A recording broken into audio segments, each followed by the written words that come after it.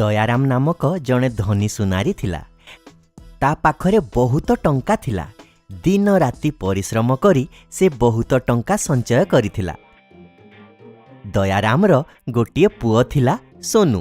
ସୋନୁ ବହୁତ ଚଗଲା ଥିଲା। ସେ ସବୁବେଳେ ଟଙ୍କାର ବଦଖର୍ଚ୍ଚ କରୁଥିଲା।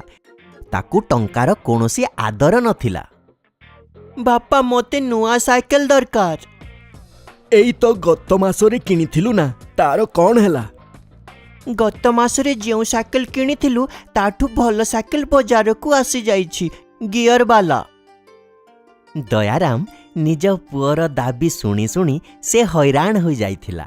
ଆଉ ଜାଣିଥିଲା କି ଏମିତି ଟଙ୍କାର ବଦଖର୍ଚ୍ଚ କରିବା ଠିକ୍ କଥା ନୁହଁ।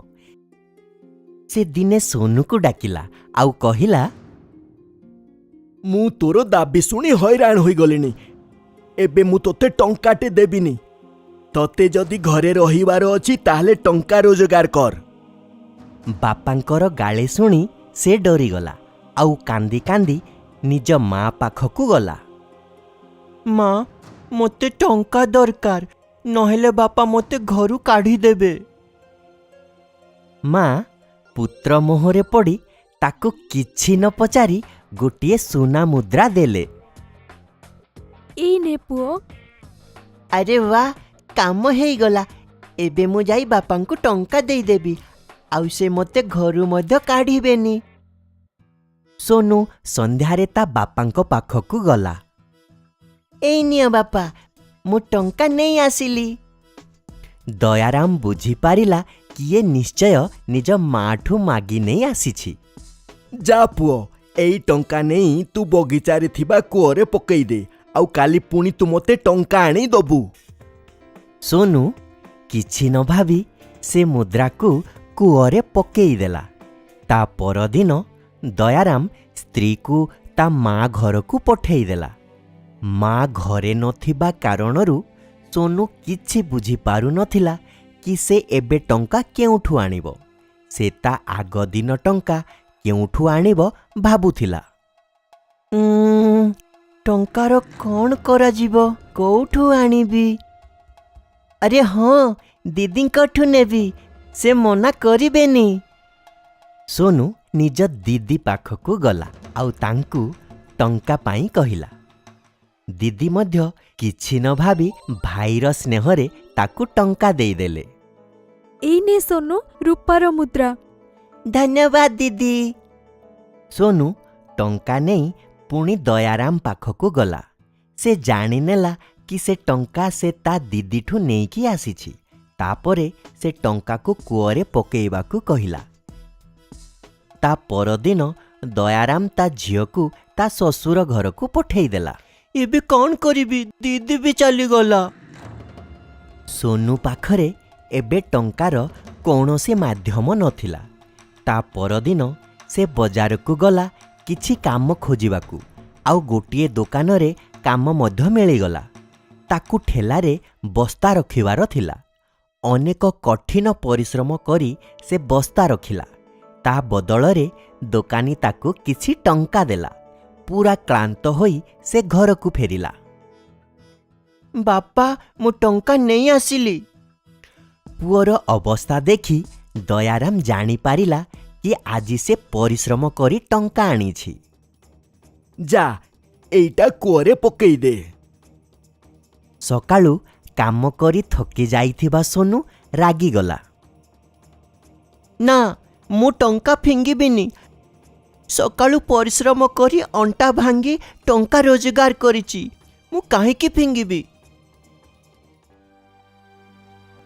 ଆଉ ତାକୁ ପାଖକୁ ଡାକି କହିଲା, ପୁଅ, ମୁଁ ତୋତେ ଏଇଆ ବୁଝେଇବାକୁ ଚାହୁଁଥିଲି। ଟଙ୍କା ଆମେ ବହୁତ ପରିଶ୍ରମ କରି ଉପାର୍ଜନ କରୁ, ଆଉ ଆମକୁ ବଦଖର୍ଚ୍ଚ କରି ଟଙ୍କା ନଷ୍ଟ କରିବା ଭଲ ନୁହଁ। ହଁ ବାପା, ମୋତେ କ୍ଷମା କରିଦିଅ। ମୁଁ ଟଙ୍କାର ମହତ୍ତ୍ୱ ବୁଝି ଯାଇଛି, ଆଉ ଏବେଠୁ ମୁଁ ବେକାର ଖର୍ଚ୍ଚ କରିବିନି। ସେଇଦିନଠାରୁ ସୋନୁ ବିବେକୀ ହୋଇଗଲା ଆଉ ନିଜ ବାପାଙ୍କ ସହିତ କାମରେ ଲାଗିଗଲା। କୁହୁକ ହୀରା। ଗୋଟିଏ ଗାଁରେ ଭୋଲା ନାମକ ଶ୍ରମିକ ରହୁଥିଲା। ଭୋଲା ନିଜ ଜୀବନରୁ ବିରକ୍ତ ହୋଇ ଯାଇଥିଲା। ତାକୁ ଲାଗୁଥିଲା କି ସେ କୌଣସି କାମର ନୁହେଁ। ଦିନେ ସେ ବହୁତ ଦୁଃଖୀ ହୋଇ ଗୋଟିଏ ମନ୍ଦିରକୁ ଯାଇ ବସିଲା ଆଉ ସେଠାରେ ଠାକୁରଙ୍କ ପାଖରେ କାନ୍ଦିବାକୁ ଲାଗିଲା। ହେ ଭଗବାନ, ଯଦି ମୁଁ କୌଣସି କାମର ନୁହଁ, ମୋତେ ଦୁନିଆକୁ ପଠେଇଲୁ କାହିଁକି? ମୋ ଜୀବନ ବ୍ୟର୍ଥ। ମୁଁ ମରିବାକୁ ଚାହେଁ। ମୋତେ ନିଜ ପାଖକୁ ଡାକି ନେ।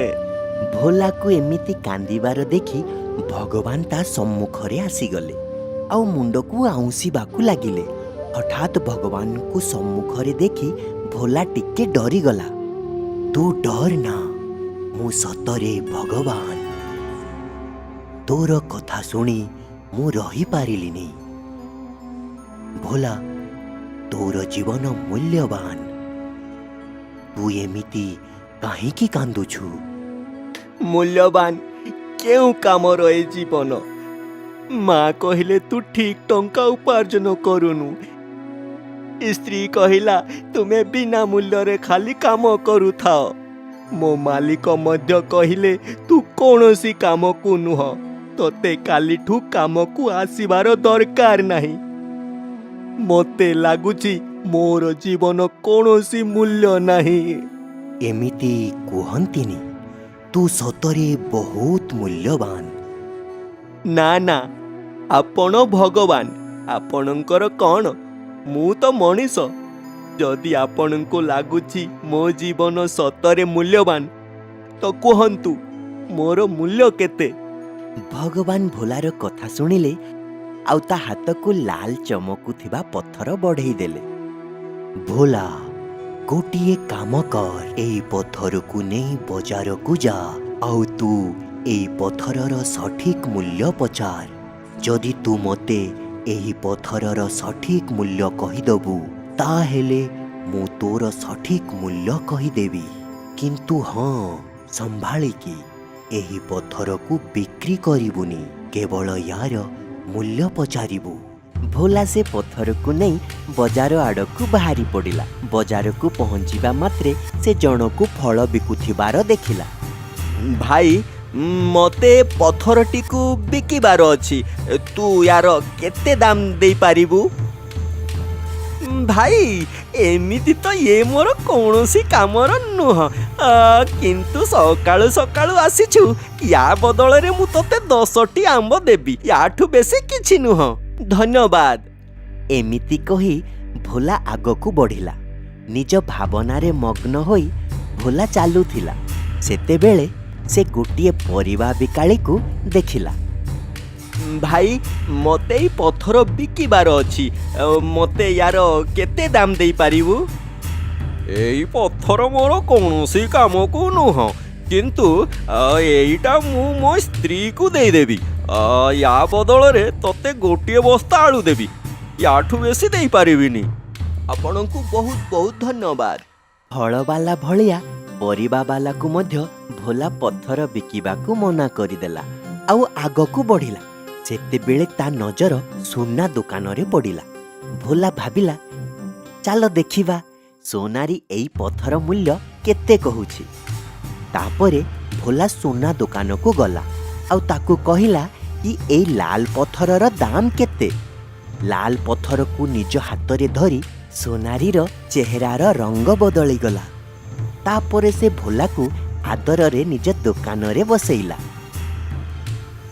ଭୋଲା ଭାଇ, ଏଇ ପଥର ମୋତେ ବିକି ଦିଅ। ମୁଁ ତୁମକୁ ୟାର ମୂଲ୍ୟ 1 କୋଟି ଦେବି। 1 କୋଟି? ଶୁଣିବା ମାତ୍ରେ ଭୋଲା ଆଶ୍ଚର୍ଯ୍ୟ ହୋଇଗଲା। ତାପରେ সোনাରୀକୁ ହାତ ଯୋଡ଼ି କହିଲା, ଧନ୍ୟବାଦ, କିନ୍ତୁ ମୁଁ ୟାକୁ ବିକିବାକୁ ଚାହୁଁନି। ରୁହ ରୁହ ଭାଇ, କୁଆଡ଼େ ଯାଉଛ? ଏମିତି କର, 2 କୋଟି ନେଇଯାଅ ଆଉ ଏ ପଥର ମୋତେ ଦେଇଦିଅ। ନା ନା, ମୁଁ ଏ ବିକି ପାରିବିନି। ଇଏ ଅନ୍ୟ ଜଣଙ୍କର ଜିନିଷ। ମୋତେ କେବଳ ୟାର ମୂଲ୍ୟ ଜାଣିବାର ଥିଲା।